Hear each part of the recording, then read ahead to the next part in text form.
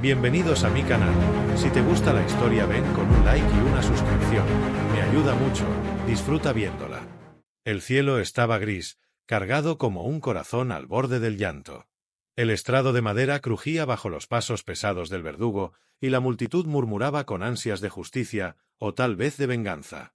No había risas, solo susurros, como si el aire supiera que estaba a punto de ser testigo de algo irreversible. Isabela, la última princesa del reino de Virel, estaba de rodillas. El vestido rojo, símbolo de traición según las nuevas leyes, le abrazaba la piel como una burla final. Tenía el rostro limpio, la mirada firme y la espalda erguida como si aún llevara corona. No suplicaba. No lloraba. No temblaba. A los ojos del pueblo, ella había cometido el peor crimen posible. Había protegido a un humano. Había desobedecido las órdenes del Alto Consejo. Y en un acto considerado herejía, había osado enamorarse de uno. La hoja de la guillotina colgaba sobre su cuello, brillante, impaciente. 2 guardias la sujetaban por los brazos. El sacerdote recitaba las palabras de despedida sin alma, como quien limpia la sangre de una espada sin recordar a quién pertenecía. Entonces, ocurrió. Un grito rasgó el aire como si el cielo mismo se rompiera. «Isabela». Un segundo de silencio absoluto siguió. Luego, las cabezas giraron. La multitud se apartó como olas ante una tormenta. Un hombre corría por el centro de la plaza. Un humano. Ropa hecha jirones. Sangre en la frente. Polvo en la piel. Pero en los ojos llevaba algo que ninguna cadena había podido arrancarle: fuego. Ella alzó la vista, y su corazón olvidó cómo latir. Reconocía esa voz. Reconocía ese andar. Aquel que había cuidado sus heridas en la clandestinidad. El que había reído con ella cuando todo estaba perdido. El que le había enseñado que la ternura podía nacer incluso en las sombras más crueles del mundo. «Mateo». «Alto», rugió uno de los generales en el palco, pero nadie reaccionó a tiempo. Mateo esquivó soldados, empujó aldeanos y saltó sobre la barrera como si el miedo no tuviera nombre. «Detengan la ejecución. Ella es inocente. Esto es una farsa». Pero la mano del verdugo ya se había alzado. El sacerdote terminó la oración. El mecanismo crujió. La hoja descendió. «No», gritó Mateo. Y en un instante que pareció eterno, el mundo se quebró. Una explosión. Un relámpago de fuego y humo. El estrado tembló. La multitud gritó, corrió, se cayó. Trozos de madera volaron en el aire como fragmentos de un sueño hecho pedazos. Cuando la nube de polvo empezó a disiparse, solo un murmullo de incredulidad flotaba en la plaza. La guillotina estaba destruida. La hoja, partida a la mitad. Y en el centro del caos, Isabela yacía en el suelo, con el cuerpo de Mateo cubriéndola. Su respiración era agitada. Sangre brotaba de su hombro. Tenía el rostro sucio, los labios abiertos, pero vivos. «Estás viva», jadeó él, con una sonrisa rota. Ella no respondió con palabras. Solo alzó una mano temblorosa y la apoyó en su mejilla. Luego cerró los ojos y dijo su nombre, como una oración. «Mateo». Y por primera vez en mucho tiempo, en medio del polvo, el miedo y la muerte, él sintió que había hecho algo imposible. Había detenido la guillotina y le había robado un suspiro al destino. La ciudad ardía. El humo danzaba entre las torres como un espíritu enfurecido, y las campanas de alarma resonaban como un lamento metálico en cada rincón de la capital. Las casas cercanas a la plaza estaban en llamas. Soldados corrían desorientados y la multitud, antes sedienta de sangre, ahora huía presa del caos. Nadie sabía que había detonado la explosión. Nadie entendía cómo la ejecución había fallado. Solo una cosa era segura: la princesa traidora había desaparecido, y con ella, el esclavo humano que la había desafiado todo. Entre callejones cubiertos de ceniza, en un laberinto de piedra y humo, 2 figuras se deslizaban como sombras. Mateo apoyaba todo el peso de Isabela en su hombro mientras ella luchaba por mantenerse en pie. Sus piernas temblaban, su cuerpo entero vibraba aún con el eco de la muerte, pero se negaba a ceder. Ella no iba a caer después de haber sobrevivido al filo. «Por aquí», jadeó él, guiándola hacia un callejón lateral. Pasaron por una puerta oculta detrás de una bodega. Un pasaje subterráneo los tragó en la oscuridad. Solo cuando las paredes de piedra los rodearon por completo, cuando el silencio sustituyó el estruendo, Mateo se permitió caer de rodillas. Isabela cayó con él y por primera vez desde su escape lo miró de frente. ¿Qué hiciste? Él no respondió de inmediato. Respiraba con dificultad y su hombro sangraba con fuerza. Tenía astillas de madera clavadas en el brazo y el fuego le había quemado parte del pecho. Pero sus ojos seguían allí, intactos, ardientes. Te salvé. Ella cerró los ojos un segundo, apretando los labios con rabia. ¿Por qué? Te van a matar por esto. Mateo sonrió, aunque su aliento era débil. Te lo dije, Isabela. Nadie te toca. Ni siquiera la muerte. Hubo un silencio largo entre ellos. Solo el goteo del agua desde alguna grieta invisible rompía el tiempo. Ella se inclinó hacia él y, con manos aún atadas, tocó su rostro sucio. «Eres un loco», susurró. «Un estúpido loco. Tal vez. Pero soy tuyo». La miró como si lo único que quedara en el mundo fuera ella. Y en ese momento no había palacios, ni reinos, ni castigos. Solo una mujer que había estado a segundos de morir y un hombre que había hecho arder una ciudad para detener una guillotina. Mateo sacó una pequeña navaja oxidada y cortó las sogas de sus muñecas. Luego, temblando, le limpió las marcas con el borde de su túnica. «Ven», murmuró. «Hay un lugar más seguro». Ella asintió, aunque seguía mirándolo con incredulidad. No entendía cómo ese hombre, ese humano que había nacido en los subniveles de la ciudad, criado entre cadenas y ceniza, tenía tanta luz en sus ojos. Salieron del pasaje y atravesaron un antiguo molino abandonado, olvidado por la nobleza después de la guerra. Allí, entre maquinaria oxidada y sacos viejos, se refugiaron. Isabela cayó sobre una manta sucia y cerró los ojos. Mateo, con dificultad, preparó un pequeño fuego y buscó vendas. Su respiración era cada vez más corta, pero no dejaba de moverse. «Detente», le dijo ella, apenas en un susurro. «Estás herido». «No importa», respondió él. «Primero tú». Tomó un trapo húmedo y empezó a limpiar la sangre de su cuello. Sus dedos eran torpes pero tiernos, casi reverentes. Tocaban su piel con la delicadeza de quien sabe que podría romper algo sagrado. «Mateo». «¿Sí? ¿Quién te enseñó a curar así?» Él sonrió. «Mi madre. Antes de que la ejecutaran». Isabela bajó la mirada.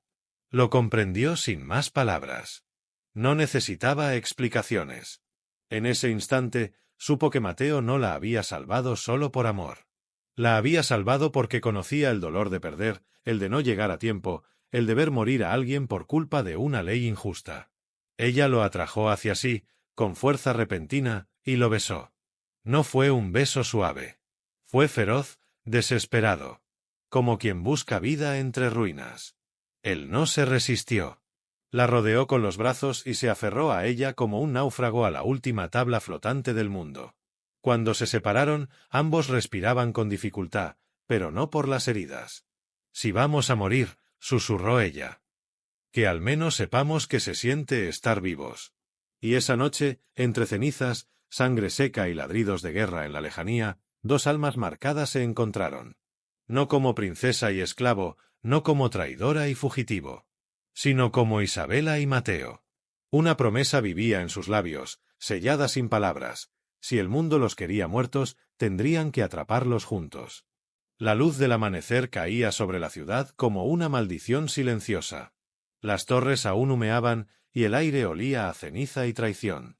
En lo alto de la Fortaleza Negra, bajo el estandarte del nuevo régimen, el general Sabark observaba las ruinas desde el balcón de mármol con una copa intacta entre los dedos. «La princesa sigue viva», murmuró con voz áspera. Uno de sus tenientes, pálido como la niebla, asintió con la mirada baja. La ejecución fue saboteada. «Un humano». Sabark giró con lentitud. No gritó. Solo dejó la copa sobre la baranda, con un sonido seco que heló la sangre del soldado. «Dilo completo». El teniente tragó saliva. «Un humano la rescató», mi general. Frente a todos. La llamó por su nombre. Hubo una explosión y escaparon. Silencio. Luego, un crujido suave, apenas audible. Sabhark apretó el pomo de su espada hasta que la piel de sus nudillos se volvió blanca. Un humano, repitió, como si la palabra tuviera sabor a veneno. De todos los traidores, ella eligió al más bajo. El más sucio. El más débil. Caminó hacia su mapa táctico extendido en la mesa. Trazó una línea con el dedo desde el centro de la ciudad hasta los límites del antiguo barrio de los Molinos. Están heridos. Cansados. Hambrientos. No llegarán lejos si actuamos ahora. ¿Desea que movilicemos a las tropas? Sabhark levantó la mirada. Sus ojos eran acero puro. No. Envía a los cazadores. Quiero su cabeza, pero quiero que él la vea caer primero. Mateo despertó con un estremecimiento. El sol se colaba por una rendija en el techo del molino. Afuera, el viento soplaba con un silbido sordo, pero dentro, todo estaba en calma. Por un instante pensó que había soñado lo ocurrido, que Isabela aún estaba en el estrado, que la guillotina había caído. Pero entonces la vio. Dormía sobre una manta vieja, envuelta en un saco raído, el cabello suelto cubriéndole media cara. Su pecho subía y bajaba lentamente, y su mano rozaba su brazo, como si aún en sueños necesitara saber que él seguía allí. Mateo la observó largo rato, en silencio. Tenía heridas en la espalda, marcas de soga en las muñecas, y aún así, seguía hermosa. Más aún, seguía intacta. El fuego no la había consumido. La muerte no la había reclamado. Estaba viva. Y estaba con él. Se puso de pie con esfuerzo, apoyándose en una viga. Su hombro ardía, pero no importaba. Tenía que moverse. Tenía que buscar comida, agua, algo. Ella necesitaría fuerzas si iban a seguir huyendo. Salió por una de las puertas traseras del molino y se internó en las ruinas del distrito olvidado. Había esqueletos de casas, carretas podridas, herramientas oxidadas. Pero también encontró un barril de agua turbia, una bolsa de pan endurecido y unas bayas secas en un saco cubierto de polvo. Volvió con todo en brazos, y al entrar, la vio de pie. Isabela lo esperaba con una daga en mano, respirando agitada. Cuando lo reconoció, bajó el arma y se dejó caer sobre el suelo. «Creí que te habían encontrado», susurró. Mateo dejó las cosas y fue hacia ella. «Nunca te dejaría sola». Ella le tomó la mano y sus dedos temblaban. «Van a venir, Mateo. Sabhark no se quedará de brazos cruzados. Me quiere muerta». «Pues que venga», dijo él, sentándose a su lado. «Ya le arrebatamos la ejecución. Ahora le arrebataremos el futuro». Ella lo miró, con una mezcla de asombro y miedo. «¿Qué eres tú? ¿Cómo puedes seguir sonriendo en medio de esto?» Mateo no respondió al instante. Tomó una de sus manos y la llevó a su pecho. «No sonrío por valentía. Lo hago porque si me rompo, tú también lo harás. Y no puedo permitir que eso pase. No después de todo lo que ha sobrevivido». Ella lo besó de nuevo, esta vez más lento, más suave. Como quien agradece sin palabras. Luego apoyó la cabeza en su hombro, y ambos se quedaron así un rato, escuchando los latidos del otro. Pero la calma no duró. A lo lejos, los perros ladraban. 3, 4. Y luego, silencio absoluto. Mateo se puso de pie, alerta. «¿Qué pasa?» «Silencio», murmuró él. El viento había cambiado. Traía un olor extraño, casi metálico. Él lo conocía. Era el olor de los cazadores. La élite del general. No usaban armaduras. No hacían ruido. Pero donde caminaban, moría la esperanza. «Tienen nuestro rastro». Isabela se levantó con dificultad. Sus ojos ahora brillaban con la misma furia que en la plaza.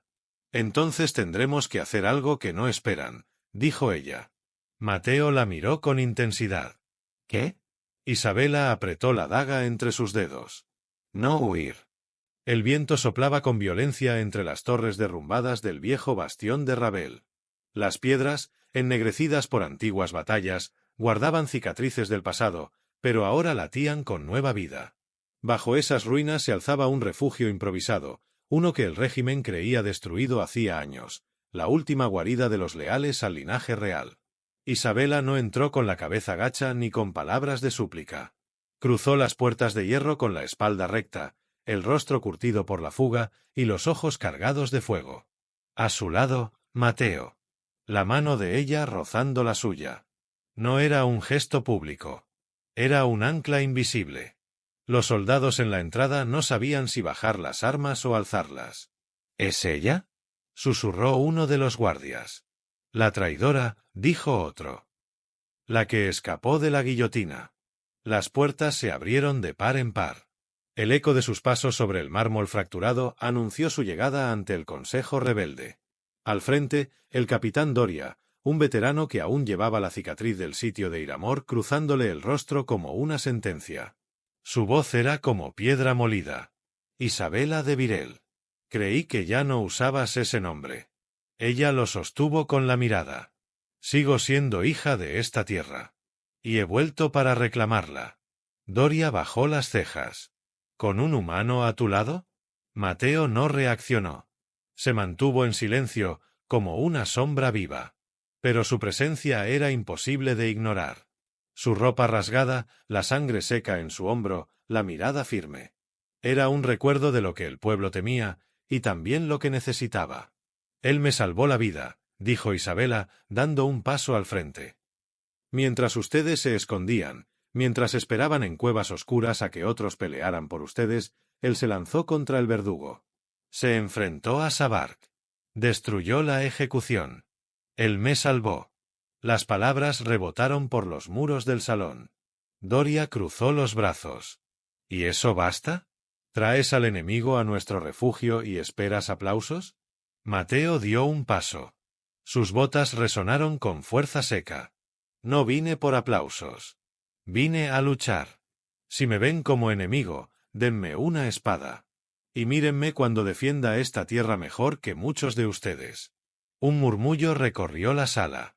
Algunos soldados se miraron entre sí. Otros bajaron la vista. Doria desenfundó su espada y la lanzó al suelo entre ellos. Demuestra lo que dices. Toma el acero. Enfréntame. Mateo bajó la mirada hacia la hoja. Luego miró a Isabela. Ella asintió una sola vez, sin miedo, sin dudas. Tomó la espada. La pelea fue rápida. Brutal. El sonido del acero llenó el aire como un tambor de guerra. Doria era fuerte, experimentado, pero Mateo tenía otra clase de fuerza, la de quien no pelea por honor ni por gloria, sino por alguien que ama. Y eso lo hacía imparable. Cuando la espada del capitán cayó al suelo y la punta de la hoja enemiga rozó su cuello, todo el salón contuvo la respiración. Mateo no se movió. No alardeó. Solo bajó el arma y dio un paso atrás. Doria respiró hondo. Se limpió la sangre del labio partido. Y luego, sin una palabra, se arrodilló ante Isabela. Entonces lo acepto.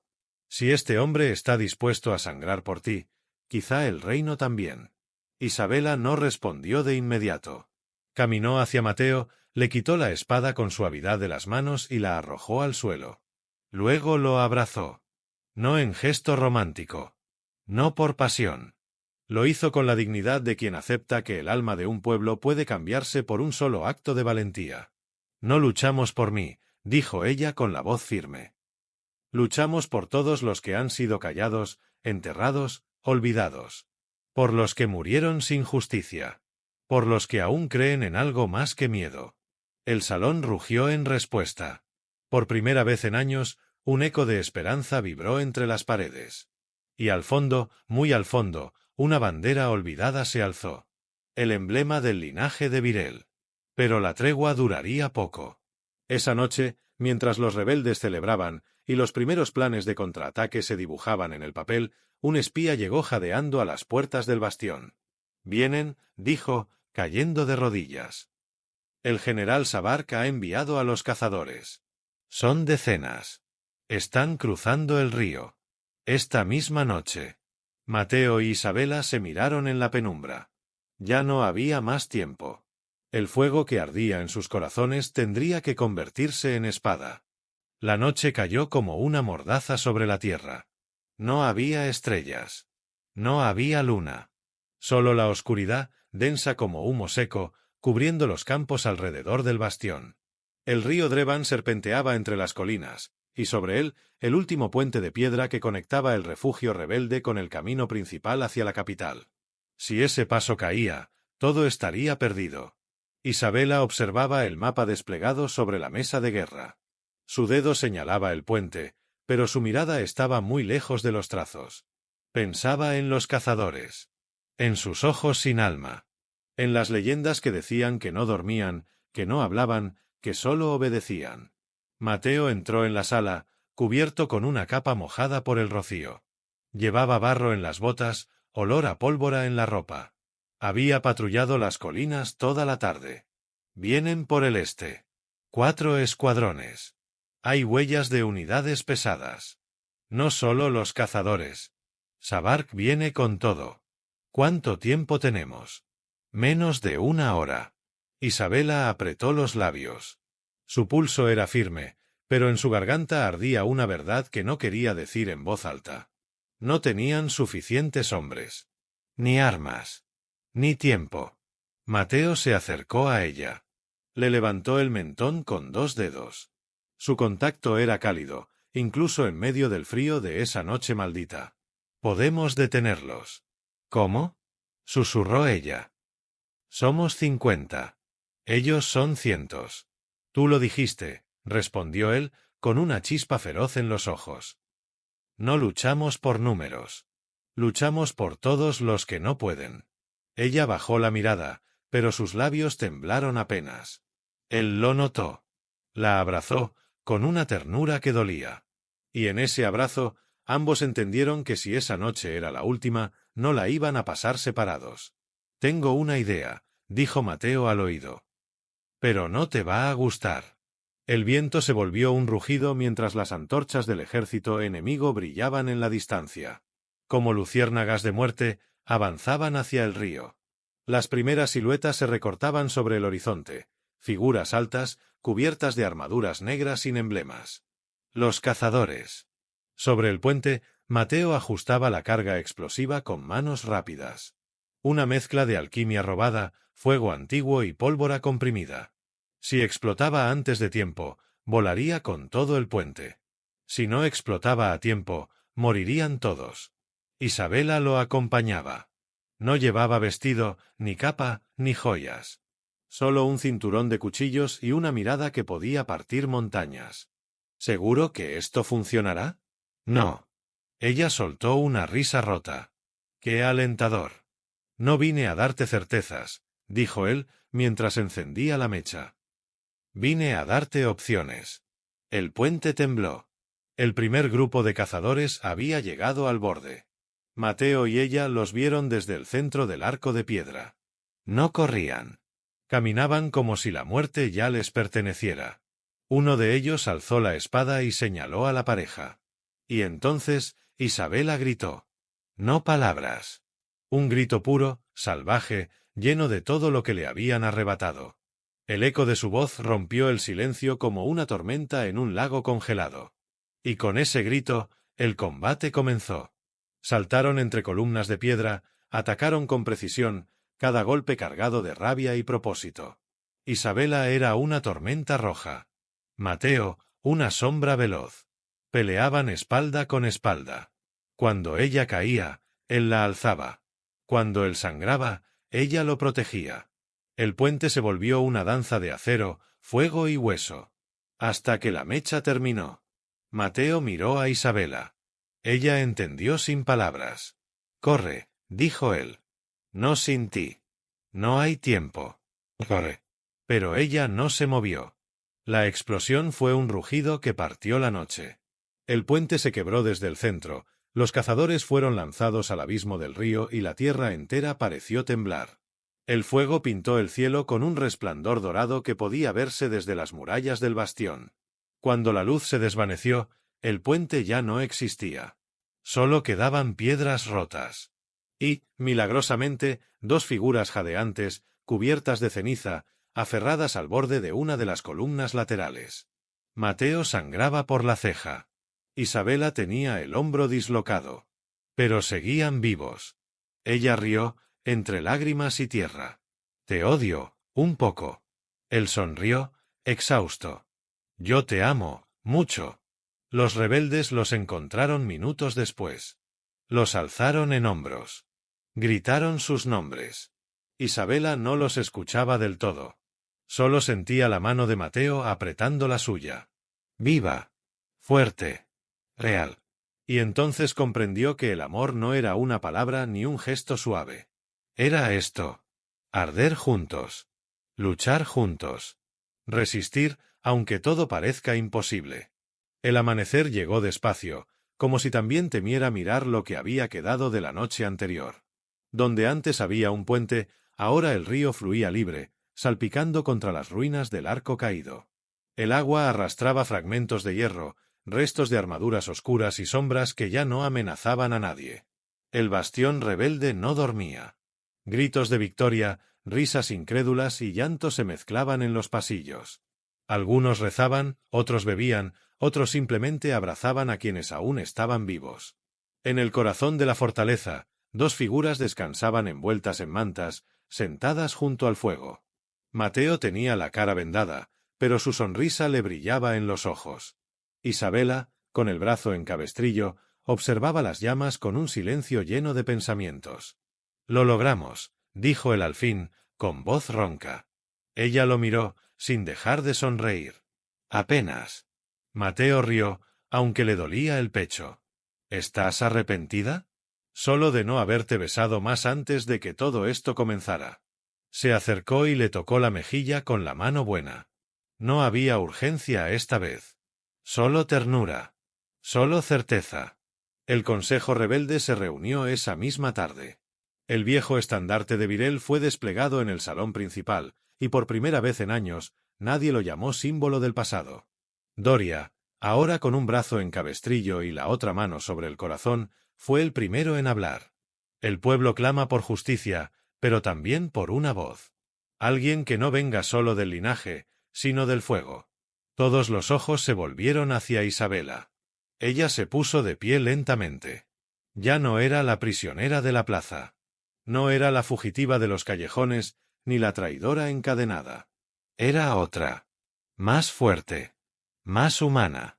Si me aceptan, no gobernaré con miedo ni con puños cerrados. Gobernaré con quien me salvó no una, sino muchas veces. Con aquel que no nació para tener corona, pero que la merece más que muchos reyes antes que él. Mateo la miró sin comprender al principio. Ella le ofreció la mano. Todos esperaban que se acercara como escolta, como consorte, como símbolo. Pero él caminó a su lado, no detrás.